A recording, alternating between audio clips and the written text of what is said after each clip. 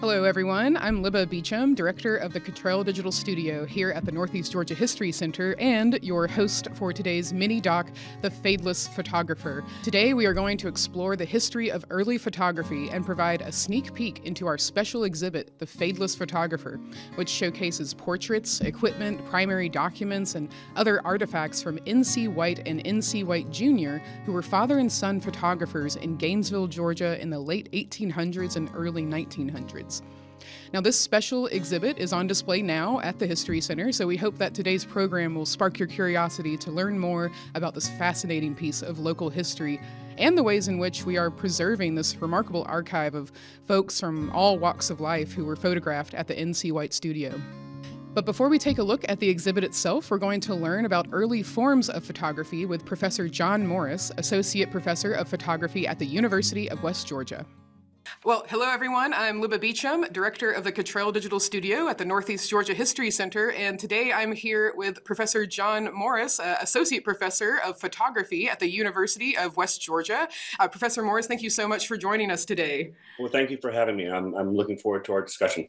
So let's start by learning more about your own journey into the field of photography. So can you tell us, when did you first become interested in photography, and how did that grow into a career? I actually came to photography a little bit late myself. I took a class between my junior and senior year of college. Took a summer class at the suggestion of a friend, and I fell in love with it. In that time, you would start by building a pinhole camera, then work in the darkroom with silver gelatin prints, and watching the image kind of appear really was magic in the darkroom. So I took another semester of on the track that I was on, and then decided that I needed to make a switch, and I changed my major, and I've been happy ever since. Nice. And the way that you describe that magical quality, as I was doing a little bit of my own research to prepare for this, it really did seem like magic, especially in the earliest days of photography. Could you sort of give us a brief overview of maybe starting with those camera obscura and sort of going up to maybe like the daguerreotype and beyond? But what was the earliest form of photography that we modern people would actually recognize today? And what was that like? Sure. So, photography kind of has its basis in ancient times. I mean, really, the idea of kind of projecting an image has been around since before the Common Era. I think for the purposes of what you're asking, though, really we're looking at somewhere in the mid to early 1800s. And what we have is a gentleman named Nicéphore Niepce.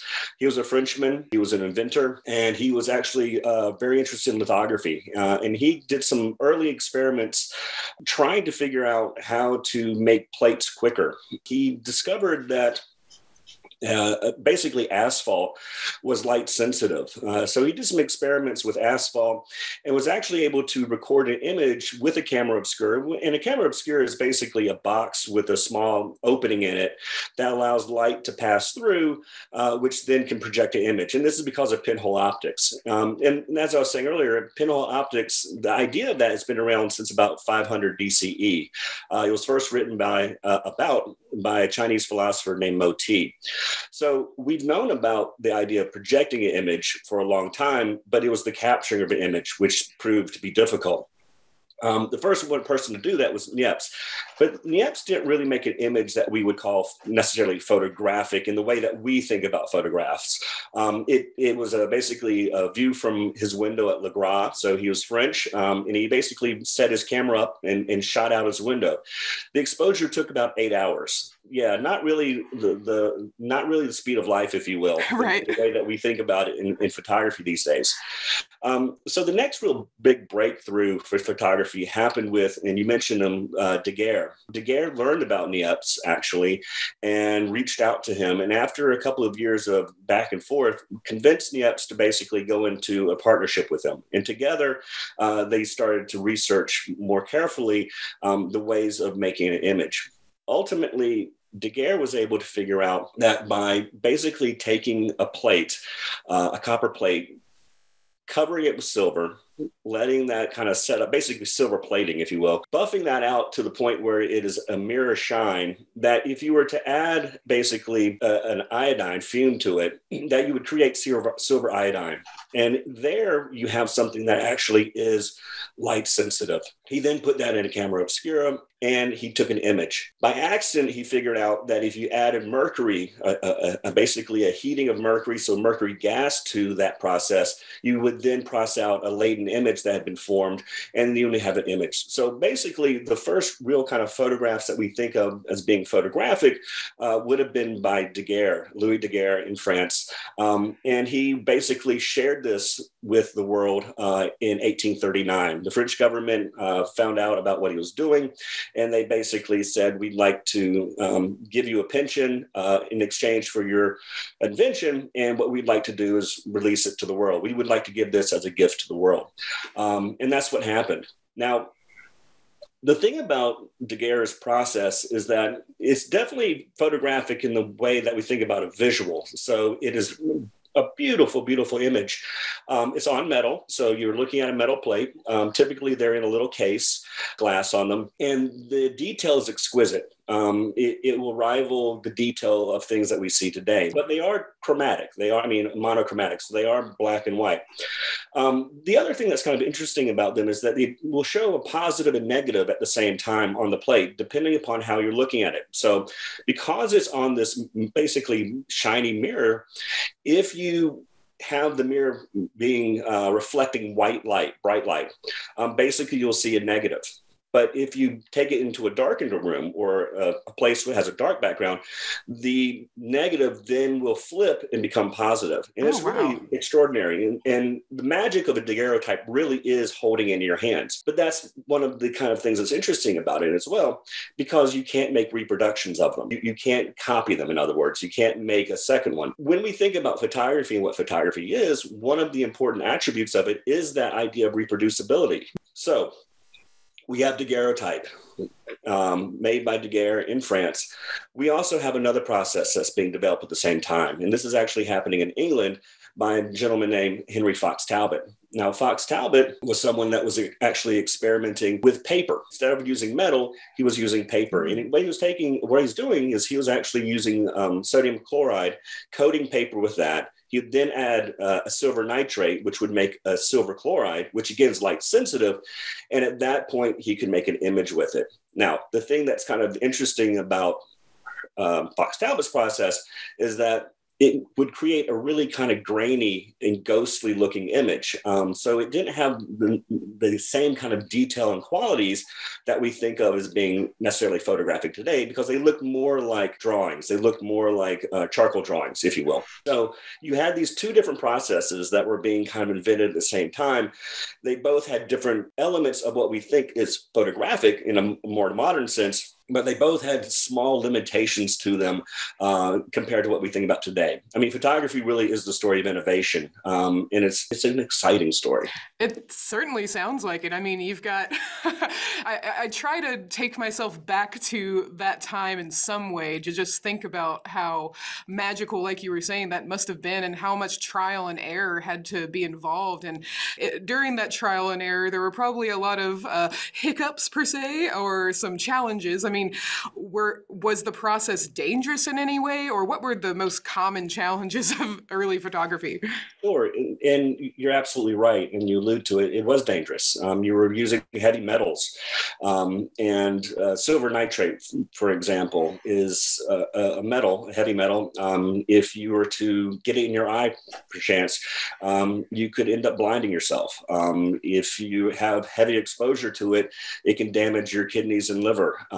So a lot of the early photographers ultimately lived out their latter days in very poor health due to the fact that they had been using these various dangerous chemicals, because they didn't know know the hazards, and they didn't have, personal protection equipment at that time, or at least they weren't thinking about it in the same way we do today. So that was, kind of those type challenges. Other challenges were just from limitations that were existing in the medium of the day. The initial processes were very slow. The image that Niepce took 8 hours. Daguerre in the early days was able to quicken that to about 30 minutes. But these exposures were not ones that were allowing for photographing people. So some of the earliest challenges were also just still kind of working through the processes and understanding and learning how to refine them to the point where they could actually kind of keep up with the speed of the everyday. The other challenge, I think, especially very early on, was that there was no commercial access or commercial apparatus for the study of photography.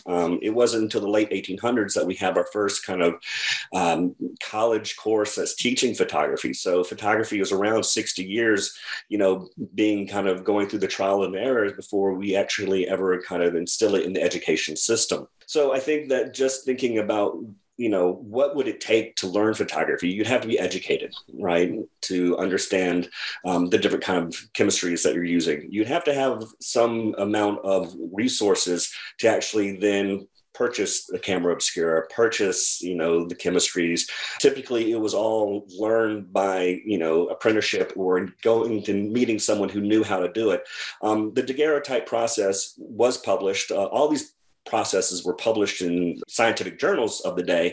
But again, you have literacy, you have the being able to actually get those journals. So there was a lot of very kind of fundamental challenges to photography. But people understood very quickly the importance of it. And I think that because of the kind of social dynamics of the day, and just the interest in the ability to make images, you see that there's a lot of fertile ground for kind of being invested in this process. Thank you, Professor Morris. Learning about the various forms of early photography and the complicated process of development was essential to understanding the N.C. White Studio collection.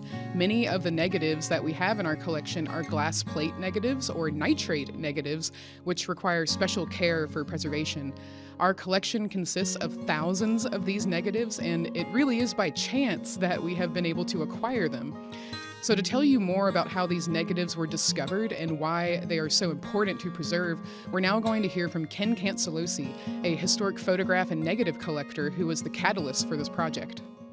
Hello, everyone. I am Libba Beecham, the director of the Cottrell Digital Studio at the Northeast Georgia History Center. And today we have an exciting guest, Mr. Ken Cancelosi, who was really the reason that we have all of these fantastic glass negatives from the N.C. White collection. So, Mr. Cancelosi, thank you so much for joining us today. You're welcome. Thank you very much for having me. So I'd love to start with your personal interest in photography and specifically historic photos and the preservation of them. When did that begin for you, and how has that grown into, would you call it something of a hobby, or is it something more professional on your side? Since I'm not making too much money doing this, I'm losing money. I would say it's probably a hobby. But I think you can say that I'm somewhere between those two poles, because I put a lot of money and thought as if I'm a professional at it. So it's kind of in the middle there. Nice. And talk to me about the types of photos that you've collected over the years outside of the N.C. White collection. There's a subset of people who have a passion for photography. I've met a few of these people who are just like me. These are people who have an interest and a passion for photography that's quite unique. And that is, we're not interested in owning Edward Weston prints or Richard Avedon prints or signed prints. That's the art market. This is very different. These are people like me who have a very strong interest in historic images, specifically historic negatives. When you collect a negative, when you hold a negative, whether it's made of glass or celluloid or nitrate or whatever, you are in the presence of the original photographer and you are in the presence of the original subject. People like me do what we can to wipe away all the imperfections that those little tiny windows represent and bring them to their best possible reality to make those windows perfect. I call them perfect windows because a great negative gives you insight and a look into the past like nothing else.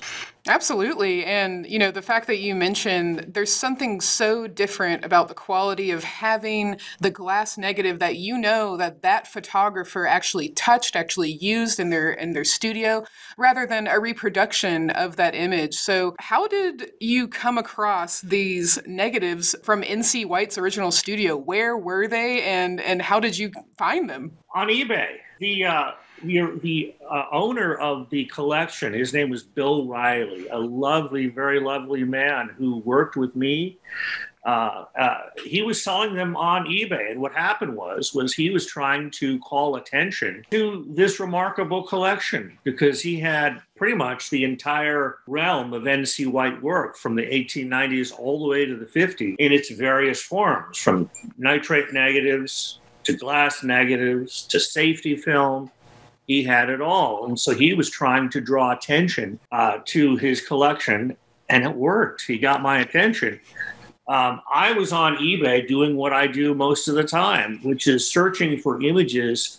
What separates me from a lot of collectors is that once I make a print, once I have a scan and make a print, I don't take the negative and put it in my closet, donate it to the appropriate institution. That's what separates me. Now, a lot of folks, I'm not criticizing anybody who does this, but a lot of folks, what they do is they'll collect the negative, make a beautiful print, and you don't see it for a generation in your closet. With the Northeast Georgia History Center in mind, because if I see something that says Gainesville, Georgia, I have to find a corresponding archive or organization to give the negative to. So what I did was, in the middle of the pandemic in 2021, I started collecting the best, what I thought were the best images that came up for sale on eBay from Bill. Yeah, with the idea that eventually I would give them to the Northeast Georgia History Center, and I'd never met any of these people. I'd never met Leslie Jones. I hadn't met Glenn or anybody over there. It was the assumption that the quality was so good and so interesting that they're going to want them. I mean, they'd be insane not to, right? Yeah.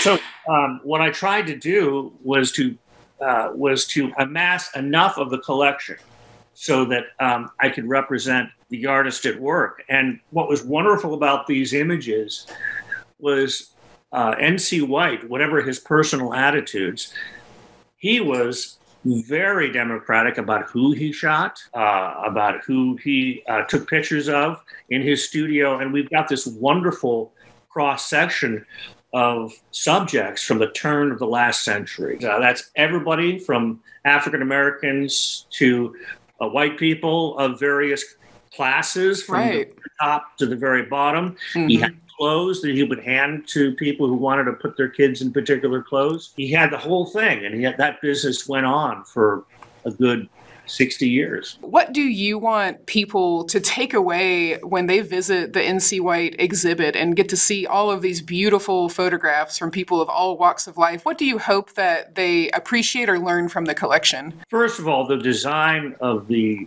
exhibit was all Leslie Jones. I mean, she did a fantastic job. Absolutely. Representing these images, putting them in context. Wow. A whole lot of work. And as far as my goal for these images and for their presentation is to let people know that images matter, negatives matter, photographs matter. We live in an age where there are no negatives. There's no cellular negatives. It's all ones and zeros. And we treat, because images are now 3 cents a silo, we take so many of them every day and we don't print any of them. We don't respect them as objects. Right. Objects until they're printed out. And I think that we lose the ability to tell our own stories if we don't treat images with respect. When you decide not to print the images of your daughter or your son going to prom, when you decide to leave them as ones and zeros, you are throwing away your own story, the story of your family. What essentially is, or what you're doing, is you're making sure that experience that your heirs will have when you've passed away and they're going through your belongings And you open that drawer, and what do you discover? Images of your young grandparent or your young parent that you've never seen before, that tell the story of their youth, tell the story of a time in which they lived. We're throwing it all away. And my preservation and giving images, I'm trying to get the word out on how important it is to not throw away our own stories so that they end up in the right hands, that we respect the stories of our own lives. We print them out. We make sure that they become real, tangible, present, which is you hold a photograph and you show it to people. That's the reason why I've spent some money with the Northeast Georgia History Center to print these negatives, to print them. Absolutely. I mean, that's a wonderful note to conclude on, because like you said, we are so fortunate to have these moments of the past captured. And now that taking pictures is so mainstream and accessible, like you said, it's often an afterthought about printing them. So I hope that any of our viewers today might be encouraged, and as well as myself, might be encouraged to print some of those memories that are, like you said, currently ones and zeros, but something that can stand the test of time and be archived, because all of our stories, whether you think you're important or not, they are essential to learning about the past. And you know, who knows if N.C. White ever pondered the future of his photos, but I bet we can all safely assume that he would be very happy to see that they are being exhibited and serving a new purpose in this era. Thank you so much, Ken. As Ken mentioned, Bill Riley is the photographic historian who ended up owning a large majority of the N.C. White collection, and Bill found the collection of negatives as well as the equipment from the N.C. White studio at an antique dealer in Indiana. After purchasing the collection, Bill began selling the negatives on eBay, which Ken Cancelosi discovered and then offered to purchase for the Northeast Georgia History Center. So we're so thankful for the support that both Bill Riley and Ken Cancelosi have provided as we prepared to exhibit these photographs and artifacts, and you can now explore the history of this collection as well. Our Collections and Archives Manager, Leslie Jones, will now tell us a bit more about the exhibit itself. Hey everyone, my name's Leslie Jones and I'm the Collections and Archives Manager here at the Northeast Georgia History Center. And I'd like to show you the N.C. White collection, our exhibit called The Fadeless Photographer, the N.C. White Studio Collection. So let's take a look. N.C. White was a photographer on the Gainesville Square for over 70 years, and unfortunately he just has been forgotten. Not much is known about him, so when Ken Cancelosi called me one day, he asked me if I wanted some negatives, and my first reaction was, yes I do, but also, who is he? After some research, I decided we definitely need these negatives, but we also needed to exhibit them, to display them and talk about N.C. White. As you'll see here in the exhibit, he was an amazing photographer and it deserves to be shown. Something we wanted to acknowledge here is that N.C. White was one of the only photographers in Northeast Georgia to film people of color. And I think this is a beautiful picture and a representation of upper class people of color.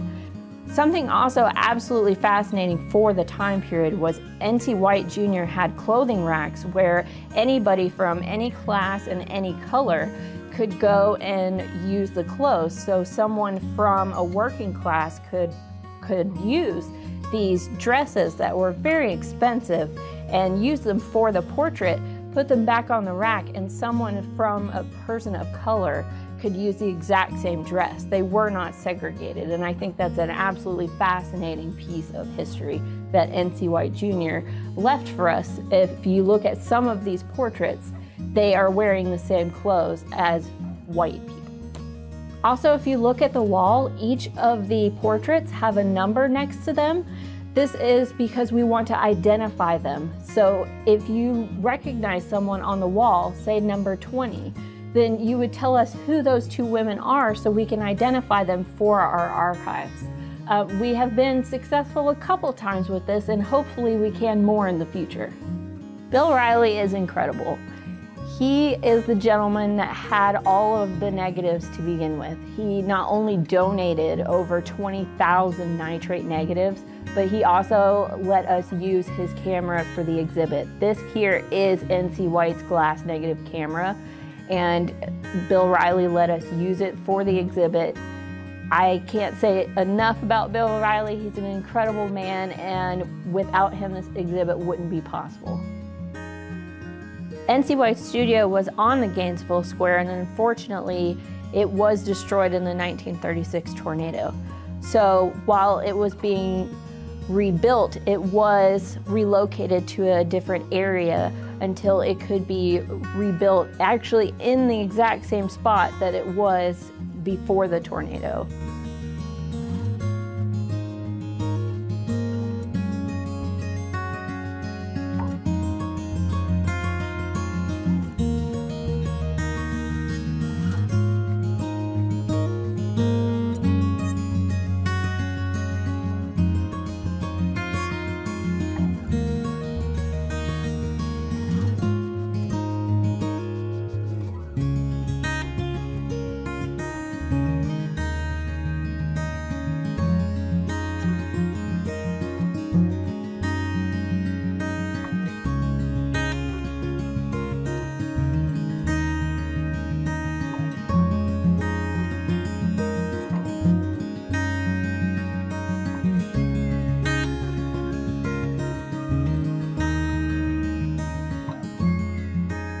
I hope you enjoyed the exhibit. We worked really hard on it. I want to thank the donors and all of the interns and volunteers that helped out with that. Thank you for visiting.